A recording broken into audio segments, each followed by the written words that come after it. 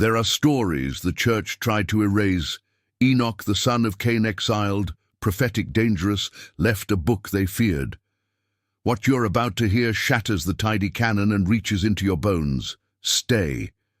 The veil grows thin. They didn't want you to know. There are names they refuse to speak. You stand at the threshold of one Enoch, son of Cain, spoken of in whispers, inked in margins, a book burned in secret. You feel the charge in the air. You were made for this. They didn't want you to know. You hear the clamor of councils and the hush of monasteries where ink still smells of smoke.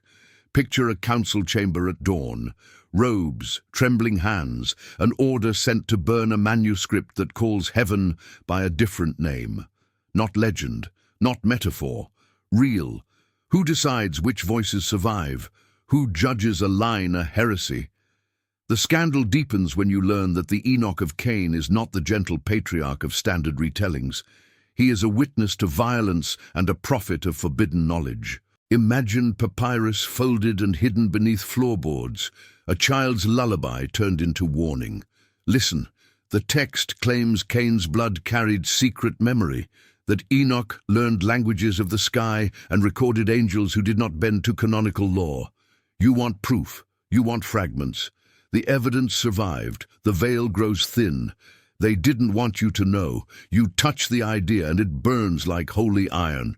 Your heart quickens. You sense power and punishment braided together. The book was not merely wrong in doctrine, it threatened authority. It named names. It accused makers of kings and priests of theft. The smell of charred vellum is a confession. Someone feared what would happen if you read it. If something in you recognizes this truth, stay until the end. What's coming will change how you see everything. This isn't just a video. This is a doorway. But it gets worse.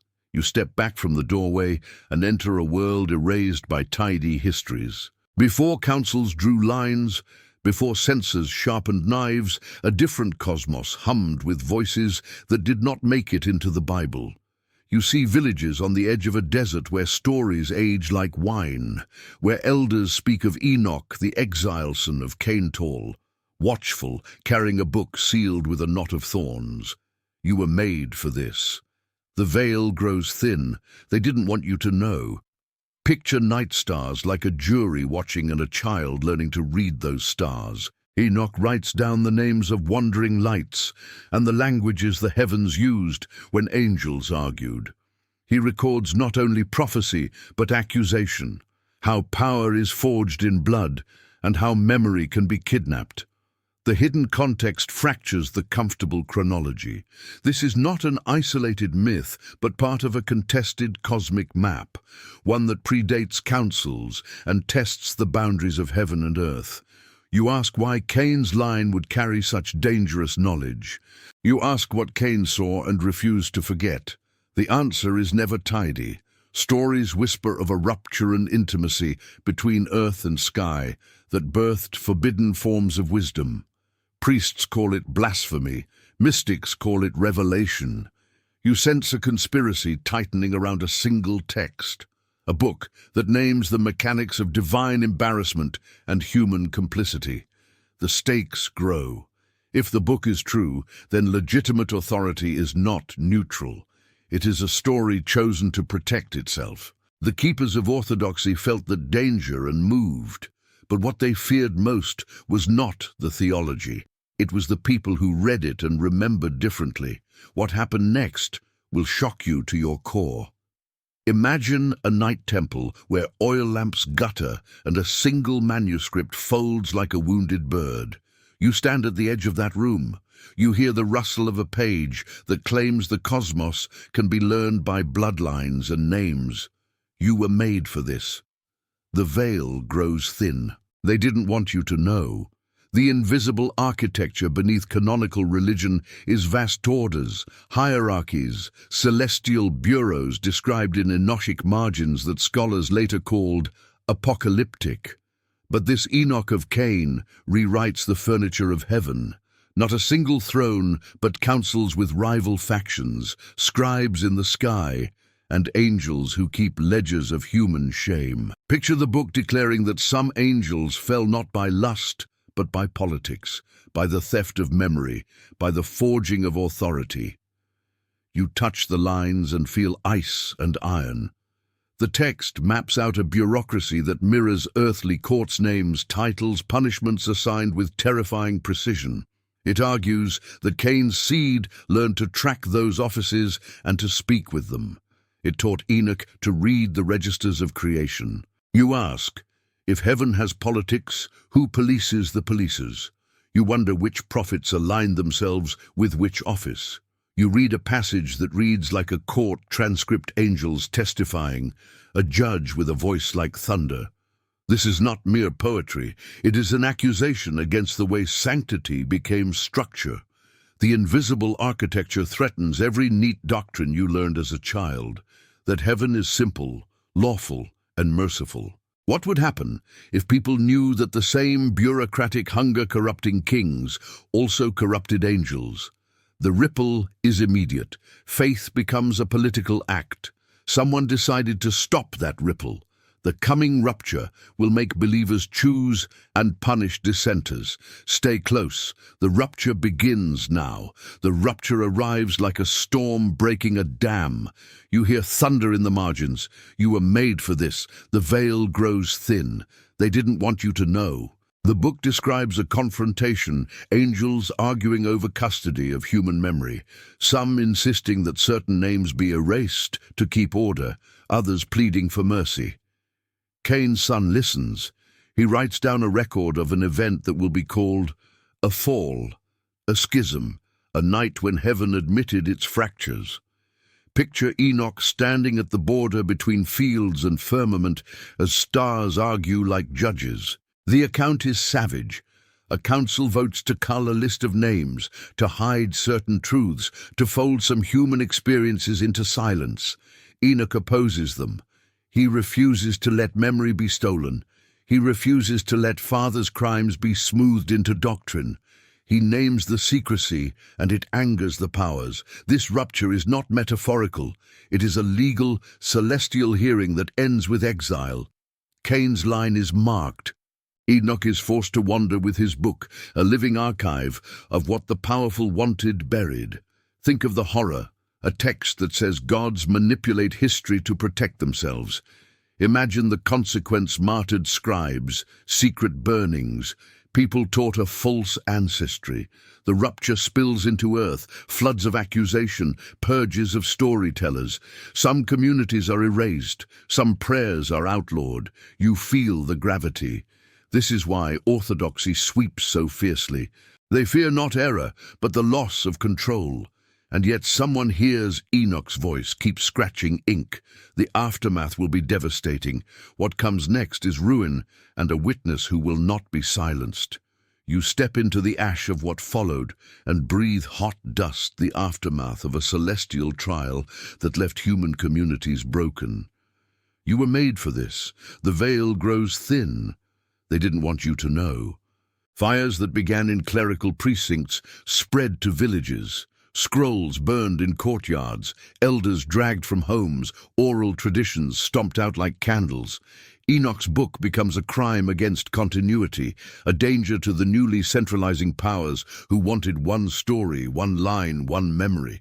Picture families hiding fragments between beams, women sewing texts into garments, children taught to whistle a secret line to recognize other keepers. Not all was lost. Memory mutated into code songs, riddles, feast days with hidden meanings. You meet survivors who never called themselves rebels, grave diggers who memorized lists of names, midwives who hummed prohibitions into infant ears, shepherds reciting forbidden hexameters under stars. The aftermath is messy and holy, bones and embers, exile and hidden liturgy. Enoch's testimony spreads as rumor, then as a map. The text becomes a key to identity for those who refuse erasure. But what of the institutions that ordered the purge? They write laws, convene synods, assert canons, and frame the burnings as defense. Their narrative becomes orthodox, and what is left of the old sky is relegated to folklore or madness. You sense a heartbreaking calculus, the powerful trade truth for unity, and call it salvation.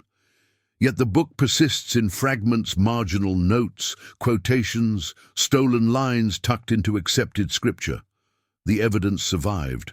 The keepers adapt. You ask, who had the courage to risk everything to preserve even slivers?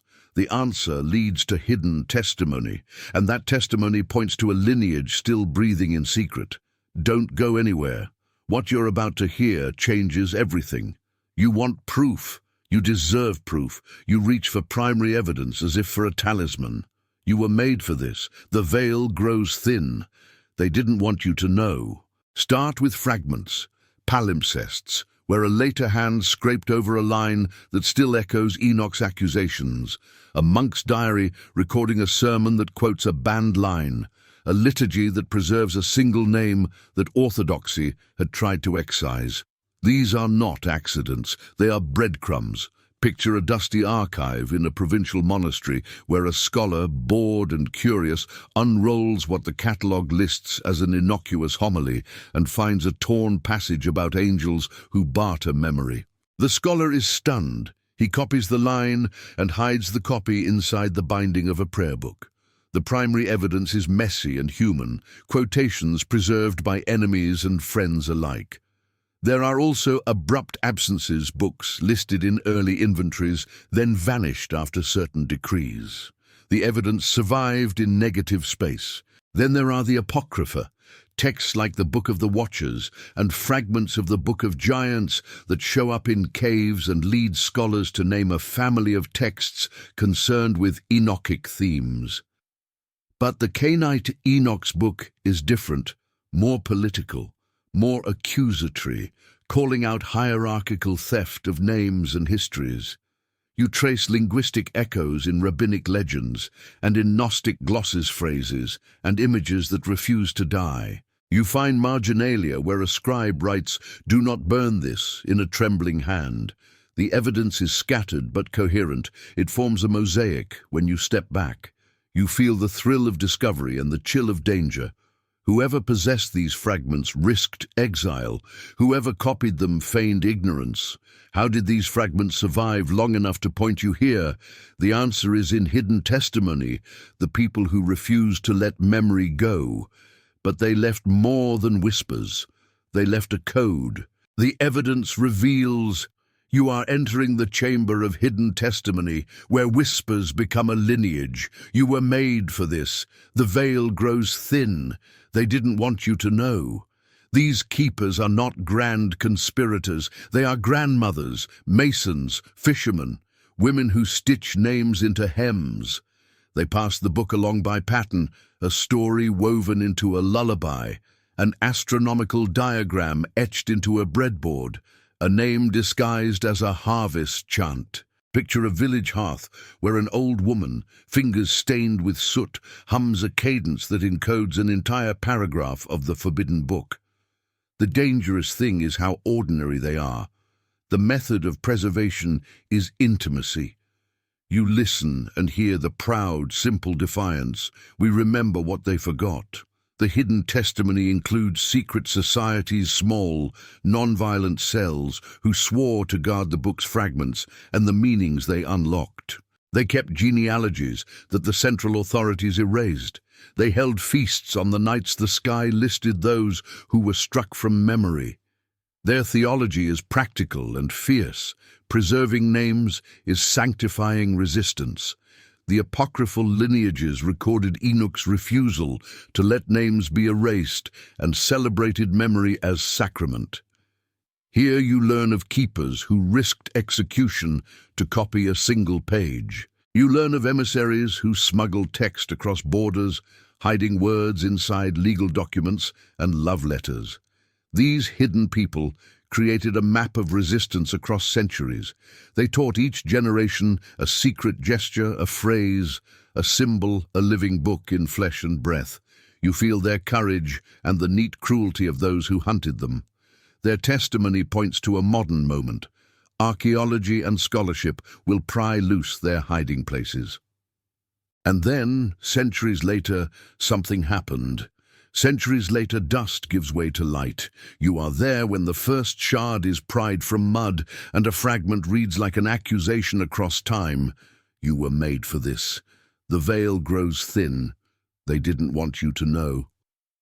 Modern discovery arrives slowly. A farmer upturns a pot. A cave mouth coughs up rolls of leather. A collector notices a palimpsest in a drawer and refuses to sell it to authorities. Picture an excavation at dusk. Torches, gloves, scholars arguing over whether a line means guardian or thief. You watch as context collapses and reorders. Textual scholars, linguists and brave archivists start to stitch fragments back into a mosaic that points unmistakably to a Cainite Enoch, a voice that names theft in heaven and remembers what official lists erased. The thrill is immediate. The evidence survived. You are compelled to share. If you're realizing you're not alone in this hunger for hidden truth, share this journey. There are others searching. They need to find this path. You might be the one who leads them here. The modern finds are messy and controversial. Carbon dating that conflicts with doctrinal claims, marginalia that proves continuity, a line quoted in a banned homily that matches a fragment in a cave. Public arguments erupt. Librarians are accused of sabotage. A university publishes a paper that reads like a provocation. The church's reaction is predictably fierce in some quarters and curiously silent in others. Media flares. Academic prestige and ecclesial authority collide, and the fight becomes performative. But underlying the spectacle is an intimate truth. People read the fragments and feel seen. The rediscovery brings volunteers out of corners and families to archives. It also draws those who prefer silence. What scholars found will rewrite everything. Don't leave. The next reveal will change more than history. You sit with the scholars who hold the shards and feel the weight of an old accusation. You were made for this. The veil grows thin. They didn't want you to know. The modern discovery is not merely archaeological, it is interpretive and explosive. A linguist traces a unique idiom through fragments and finds the same phrase repeated in liturgical margins across continents. A carbon date gives a range that predates certain councils. A philologist discovers that a single term for name theft appears nowhere else in contemporary literature. You read the translation aloud, and it hits like thunder. Names are not simply labels, they are claims to belonging, and someone tried to rewrite belonging on a cosmic level. The deeper pattern emerges. The Cainite Enochic tradition argues that erasure of names reorders the social world, allowing institutions to claim lineage they did not earn. This is not abstract. It reframes authority as theft and history as contested property.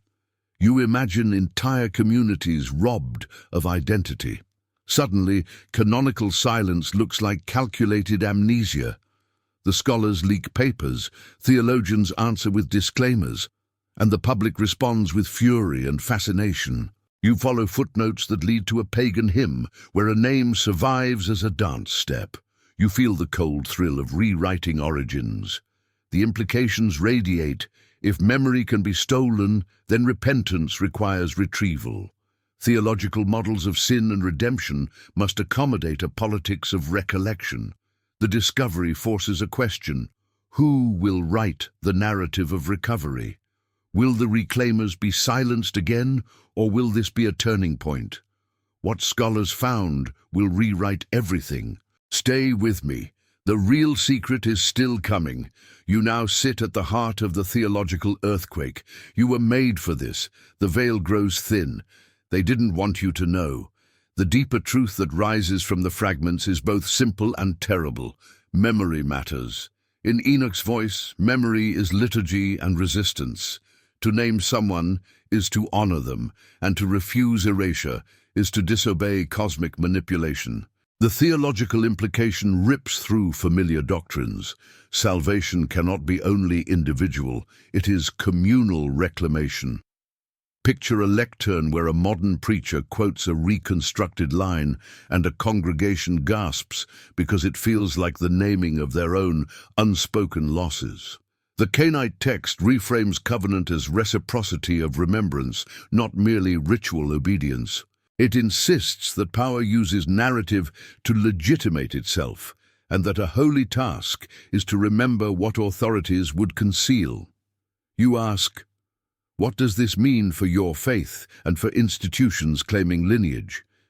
You confront the possibility that some sacraments were shaped to consolidate power rather than to heal memory. The book is not anti-religious. It demands a more honest holiness, one that acknowledges theft and works to restore names. The consequence is radical. Repentance becomes restorative justice on a cosmic scale. You imagine liturgies that read missing names aloud, communities remembering the erased. This challenges traditional ecclesial authority and provokes backlash. Some call it heresy, others call it salvation. The theological bombshell lands. If true, the story of redemption expands to include restitution of stolen histories. This isn't just ancient history. This is about you. The evidence is still out there. You feel the call sharpening into a vocation. You were made for this. The veil grows thin. They didn't want you to know. What does the Cainite Enoch ask of the living? It asks you to remember, to listen, to become an active keeper. Your calling is not a classroom theory. It is practical, embodied, and dangerous. Picture yourself in a small room with a candle and a list of names you have never spoken. Imagine how it feels to whisper them and to feel their presence knit into the fabric of your life. You are invited to become a participant in a recovery project, to seek the erased, to read fragments aloud, to restore liturgies that honor forgotten lines. The text demands community networks of rememberers who refuse solitary piety for collective excavation. You ask, am I brave enough? Will I risk ridicule or worse? Enoch's witness reframes courage. It is the daily act of keeping memory against institutional amnesia.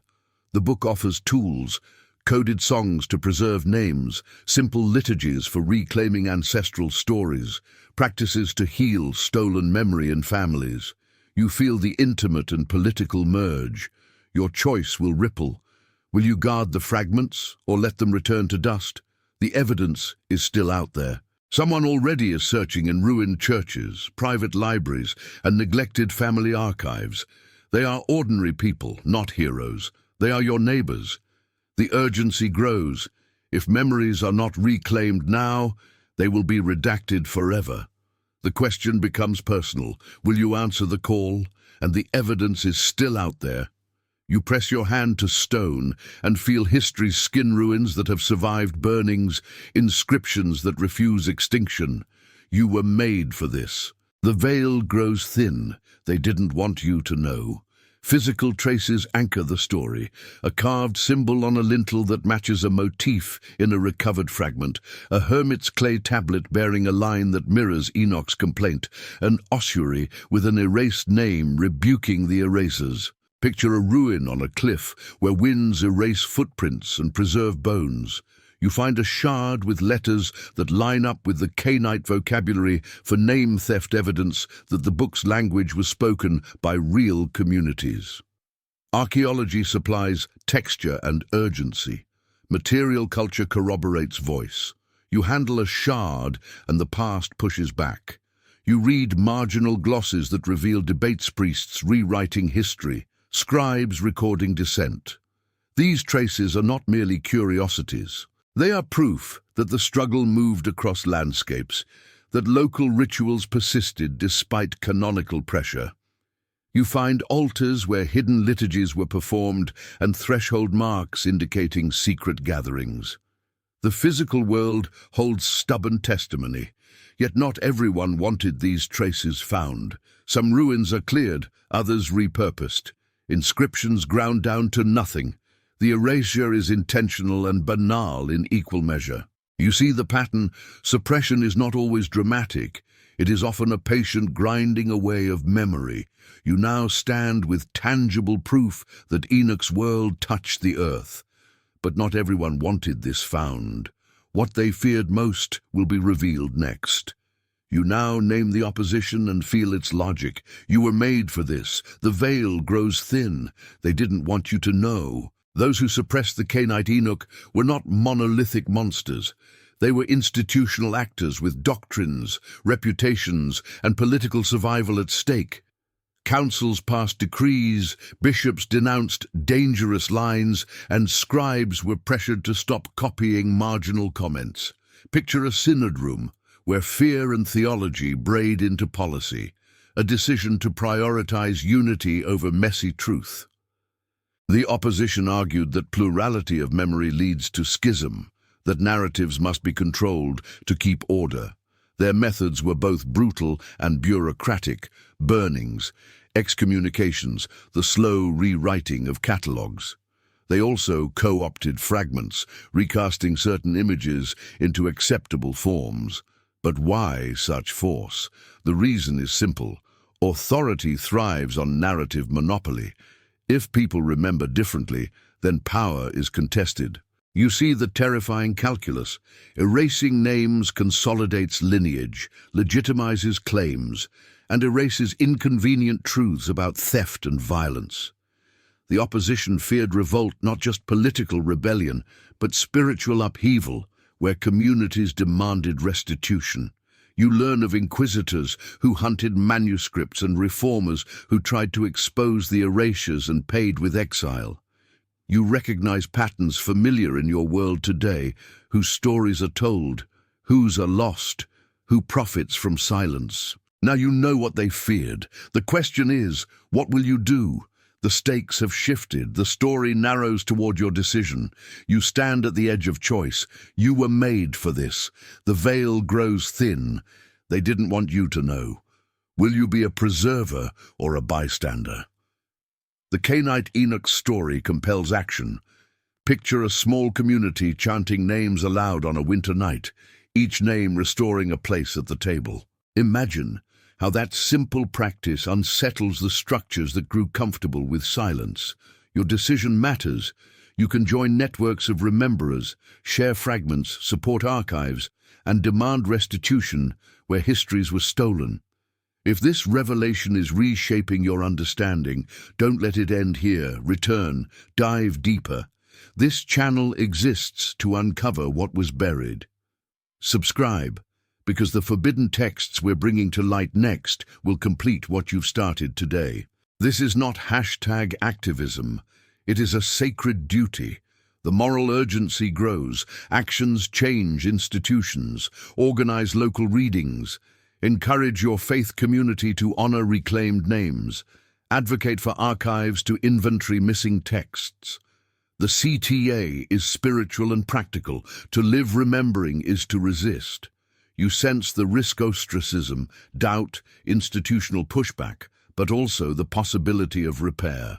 The choice is not solitary. Others are already moving: academics, clerics, ordinary people risking stability for truth. Where will you stand when history calls? There's one final revelation. Return to that opening image. A manuscript folded beneath floorboards, smoke at the edges, and a name refusing to be silent. You were made for this. The veil grows thin. They didn't want you to know. The final unveiling unites everything you've learned. Enoch, son of Cain, is not merely an oddity of legend. He is a mirror held up to every age that chooses order over justice. His banned book was dangerous because it taught a simple, destabilizing thing: that names matter, and that power often depends on erasing them. Picture the echo across centuries. Councils purging texts, villagers whispering names, scholars piecing together fragments, activists reading lists in public. The cosmic drama becomes a human one, reclaiming memory, restoring lineage, and remaking communities that honor the erased. The explosive payoff is this: when you begin to read names aloud, when you bring hidden fragments into the light, You participate in a theology of restitution that could reshape institutions. The mystery resolves and expands. Enoch's book was banned not because it was wrong, but because it threatened the peace of unjust powers. The final warning is gentle and urgent. Institutions will resist. The final promise is radiant. Communities remember. The last decision is yours. Will you guard the fragments, read the names, demand truth? The truth is not only in archives, it is in your hands. One final secret: if you take the list of erased names and read them aloud in community, something in the world shifts. Don't stop now. The real work begins.